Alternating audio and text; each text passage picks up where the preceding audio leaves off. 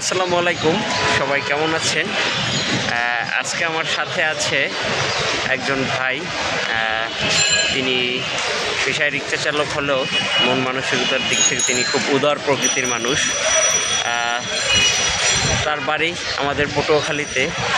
একসময় তিনি পায়রা নদীতে তার বাড়ি ঘর বিলীন হয়ে যায় এবং জীবন জীবিকার তাগিদে রাজধানী ঢাকায় আসেন এবং পরিস্থিতির দায়ে তিনি রিক্সা চালায় এবং তিনি রিক্সা চালিয়ে একজন বর্তমানে সফল রিক্সা চালক। আজকে তার কোনো মানসিক যন্ত্রণা নাই, নিজের একটা রিক্সা। সে রিক্সা থেকে যতটুকু আয় করে তাতেই তার হয়ে যায়। আমরা আজকে টাকা খাওয়ানো লাগে না। হ্যাঁ, আজকে আমরা তার কাছ থেকে শুনবো তার জীবনের ইতিহাস। টাকা পয়সা আল্লাহ চালাইবে, আল্লাহ মালিক আল্লাহ, চালানোর মালিক আল্লাহ। টাকা পয়সা কবরে যাবে না, তাই তো? দেখো না, 1 টাকাও দেখো না, 1 টাকাও যাবে। কাপড় করলে কাপড় যা মানুষটা ঢেকা যায়। আপনার গ্রামের বাড়ি কোথায়? পটুয়াখালী। পটুয়াখালী। আপনি ঢাকায় আসেন কত বছর?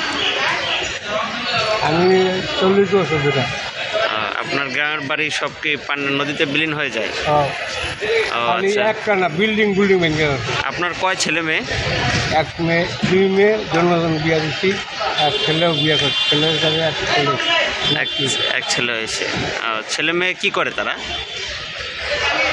এরা বাড়িটি, এরা একজন থাকে ফরিদপুর আর একজন ঢাকা। আমার আচ্ছা আচ্ছা। মেয়ের জামাই কি করে? মাওলানা ইমাম সাহেব। আচ্ছা, আপনি যে বর্তমানে তার সাথে আছেন?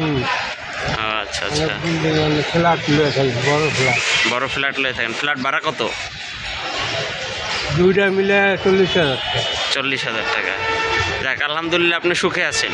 অনেক কি করলাম, 1 টাকা চুটটাও কেনা লাগে না। কেনা লাগে না?